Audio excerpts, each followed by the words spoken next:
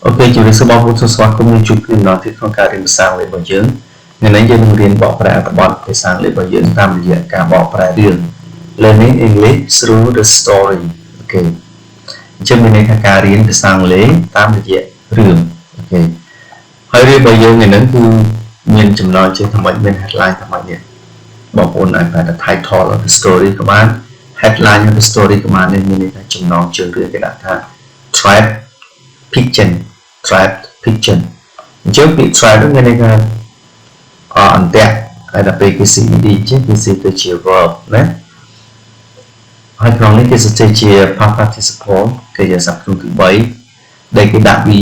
នៅខាងមុខ pigeon pigeon វាជា noun ប្រៀបអញ្ចឹងវា trap នេះវាដើរតួនាទីជា adjective ជាគុណនាមហើយ pigeon វាជា noun អញ្ចឹងយើងប្រើពាក្យពីរនេះចូលគ្នាយើងប្រើពាក្យ pigeon មុនណាមានន័យថាសត្វព្រាបដែលជាប់អន្ទាក់សត្វព្រាបដែលជាប់អន្ទាក់នេះគឺជាចំណងជើង story របស់យើងចំណងជើងរឿងរបស់យើងអូខេយើងមើលអត្ថបទយើងគេដាក់ថាម៉េចនេះ A hunter walked in the forest in order to set trap. When he found the good place, he was hurried in setting the trap and scattering the rice seeds. Okay, តោះឥឡូវយើងប្រើអត្ថបទរបស់យើងដូចតទៅអូខេសម្រាប់បងប្អូនដែលមិនទាន់ជួយ Subscribe សូមជួយ Subscribe ជួយសញ្ញាកណ្ដឹងដើម្បីទទួលបានមេរៀនថ្មីពីខ្ញុំណាអូខេហើយយើងមើលយើងមុននឹងយើងបកប្រែយើងមើល vocabulary នៅក្នុងរឿងយើងមានពាក្យបាយខ្លះ Hunter នោះមានន័យថាព្រានព្រៃឬក៏អ្នកបរបាញ់ក៏បានដែរ Hunter អ្នកបរបាញ់ឬក៏ព្រានព្រៃអញ្ចឹងទៅណា walked ដើរមកពីពាក្យ walk ដល់តែតកាយគឺថាវិធីមកវាជាប្រភេទ actual verb គេសត្វមានរបៀប walked យើងអាន walk ថាព្រោះខាងមុខនេះអក្សរ K កាលណាអក្សរ K វាជាពពួក voiceless consonant មានន័យថាបានដើរ in the forest នៅក្នុងព្រៃគឺ forest ព្រៃ in order to មានន័យថាក្នុងគោលបំណងដើម្បី in order to ក្នុងគោលបំណងដើម្បីធ្វើមួយ set trap មានន័យដាក់អន្ទាក់ set trap ពាក្យ trap នឹងអន្ទាក់ពាក្យ set នេះគឺចង់សំដៅលើការរៀបចំ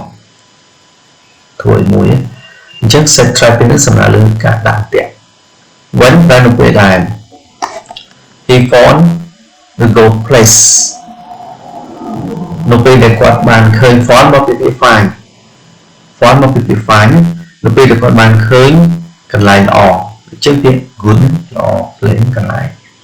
he was hurrying in setting the trap គាត់បញ្ញាអញ្ចឹងពាក្យ hurrying បញ្ញាគាត់បញ្ញានៅក្នុងការដាក់អន្ទាក់ in setting the trap នៅក្នុងការដាក់អន្ទាក់ and scattering ហើយនឹងការពង្រាយ the rice seeds ក្របស្រូវពាក្យ seed នេះសំដៅលើក្របពុំក្របដូចជាក្របផ្លែឈើហ្នឹងណាហើយដល់ពេល rice មានន័យស្រូវអញ្ចឹង rice seed ក្របស្រូវអូខេឥឡូវយើងប្រើ paragraph ទាំងអស់នេះវិញ A hunter walked in the forest អ្នកប្រមាញ់ឬក៏ព្រានព្រៃបានដើរនៅក្នុងព្រៃ in order to set trap ក្នុងគោលបំណងដើម្បីដាក់អន្ទាក់ when he found the good place នៅពេលដែលគាត់បានឃើញកន្លែងល្អ he was hurried in setting the trap គាត់បញ្ញាក្នុងការដាក់អន្ទាក់ and scattering the rice seed និងដាក់ពង្រាយក្របស្រូវអូខេបងប្អូនមើលនៅយើងក្នុងយន្តយើងឃើញមានអីគេនេះ set កន្លែងនេះគេដាក់ ing setting the trap ហើយនេះបានជាគេដាក់អញ្ចឹងដោយសារតែនៅខាងមុខវាគឺ in នេះជា preposition គេជាសព្ទដែលប្រើនៅខាងក្រោយ preposition គេជាសព្ទទាំងណាដែលចូលនៅក្រោយ preposition គឺថា in អញ្ចឹង in ពេលនេះមិនប្រើកំពុងបងប្អូនណាកុំឲ្យឃើញតែ ing ប្រើកំពុងមានន័យថាក្នុងការដាក់អន្ទាក់អូខេ scattering នេះគឺចឹងដែរវានៅខាងក្រោយពាក្យ in ពួកពាក្យ setting detract វាភ្ជាប់គ្នាជាមួយនឹងពាក្យ and នេះមកណាកូនចាំសិននេះអញ្ចឹង scattering ក៏វានៅខាងក្រោយ in ដែរមានន័យថាការដាក់ពង្រាយ derisive ក្រពូការដាក់ពង្រាយក្រពូ It was just a few minutes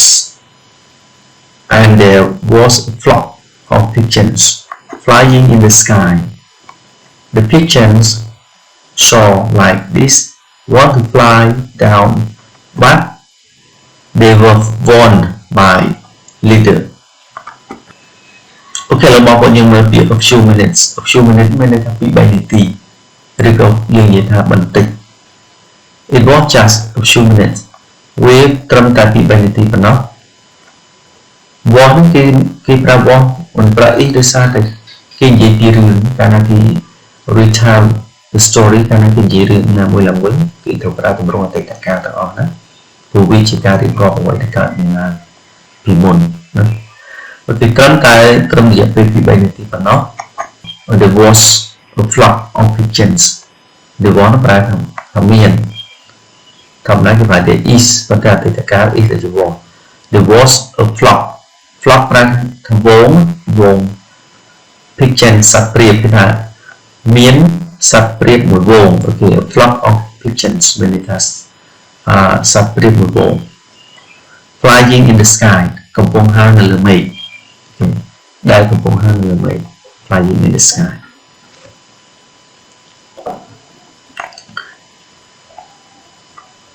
The pigeon saw like this.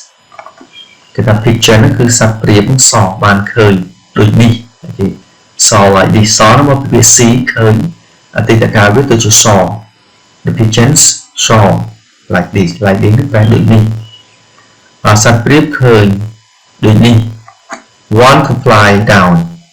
Want nên là chóng fly down nó trong học chóng màu. Nó fly down học chóng. But they were warned. Phần tác của cái trò bàn ham quạt. Want ham quạt. Rồi có from miền. By leader.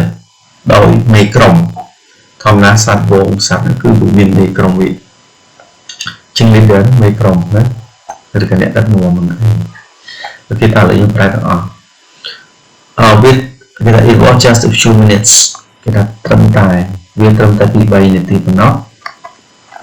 and there was a flock of pigeons hai miền vốn sắp priệp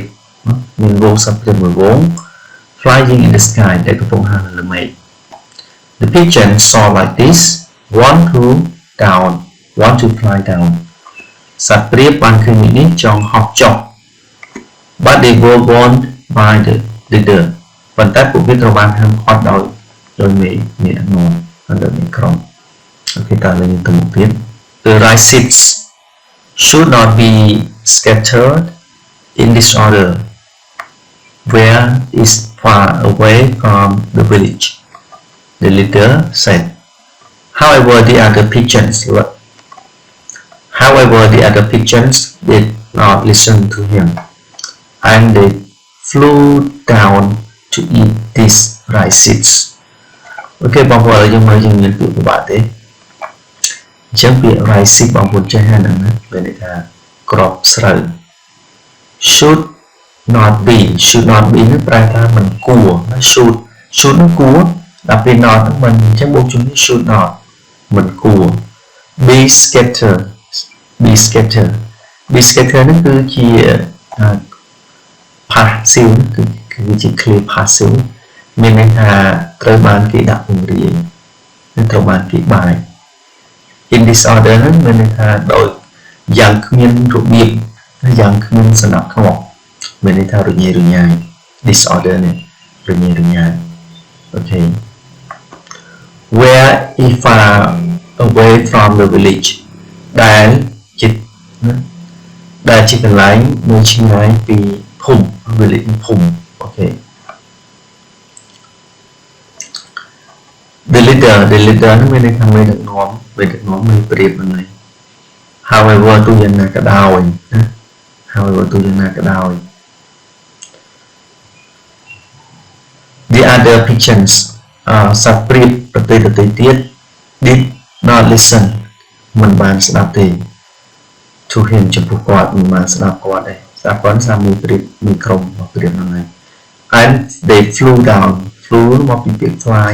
ហើយពួកគេបានហោះចុះ to eat ដើម្បី see this rice seed គ្រាប់ពូជស្រូវទាំងនេះនិយាយទីបែបទាំងនេះអូខេតាឥឡូវយើងប្រែទាំងអស់ឡើងវិញ the rice seeds should not be scattered in disorder where it far away from the village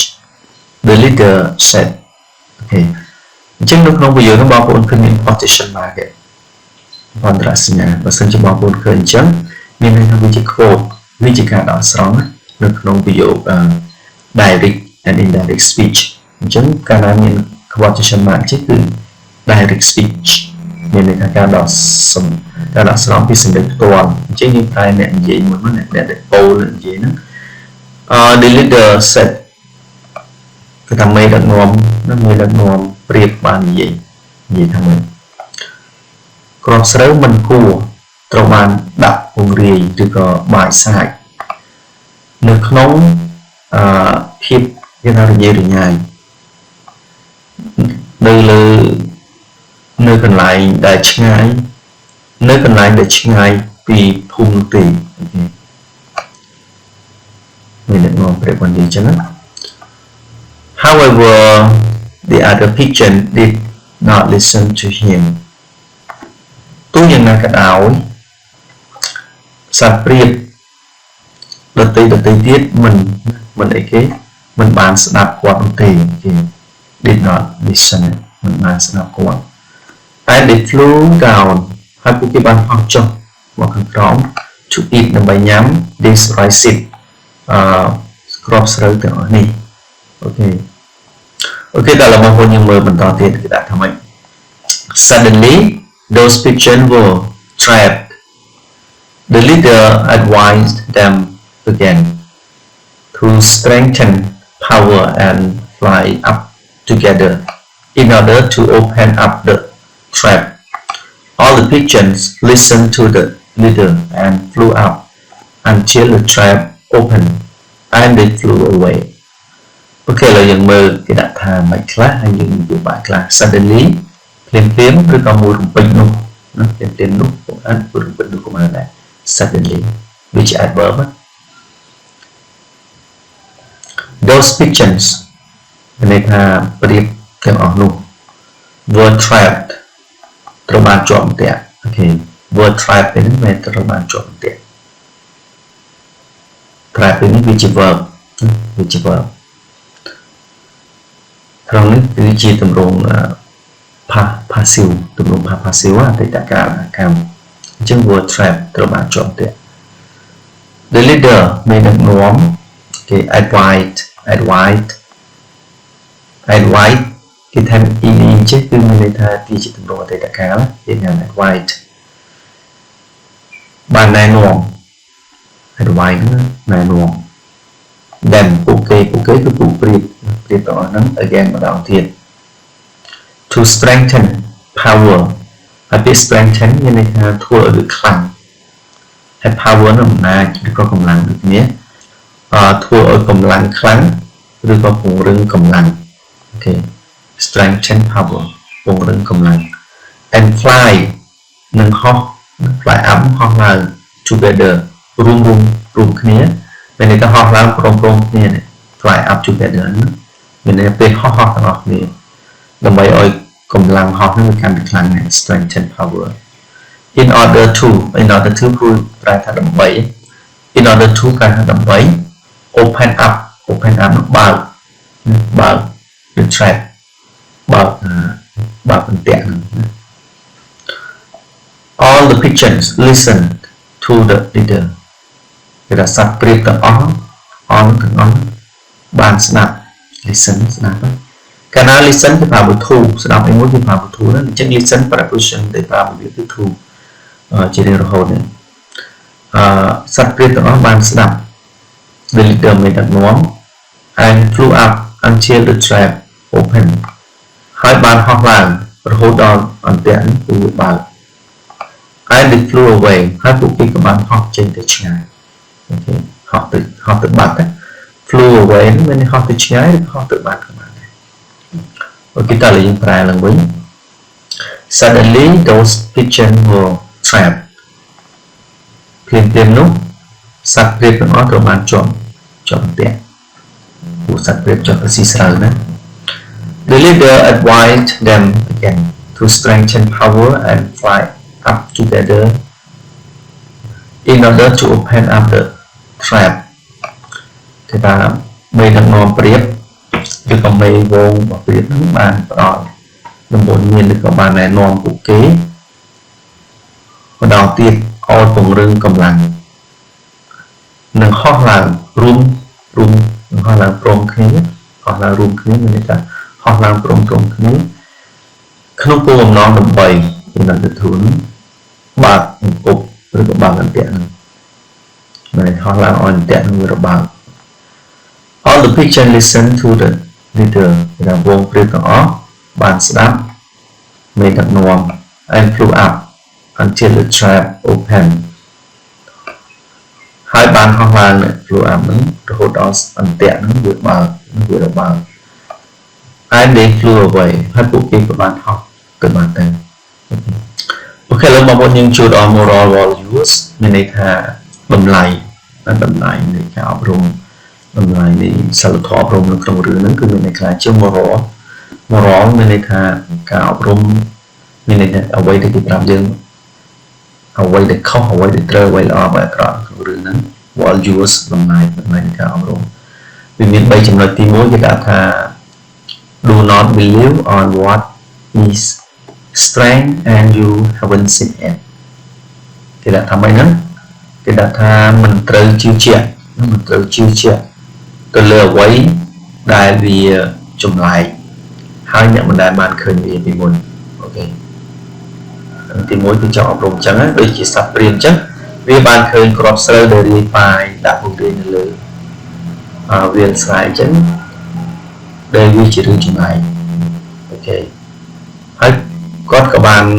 ពួកវាក៏បានហោះទៅស៊ីស្រូវហ្នឹងហើយក៏បានជាប់ទៀតទោះបីជាមេវងខំប្រឹងប្រាប់មិនក៏ពួកគេជឿណាអូខេអញ្ចឹងកន្លែងនេះចង់អប់រំអញ្ចឹងណាចំណុចទី2 how to listen to responsible words គេថាត្រូវតែស្ដាប់ how to ត្រូវតែស្ដាប់ listen ស្ដាប់ត្រូវតែស្ដាប់ពាក្យសម្ដីដែលសមហេតុផល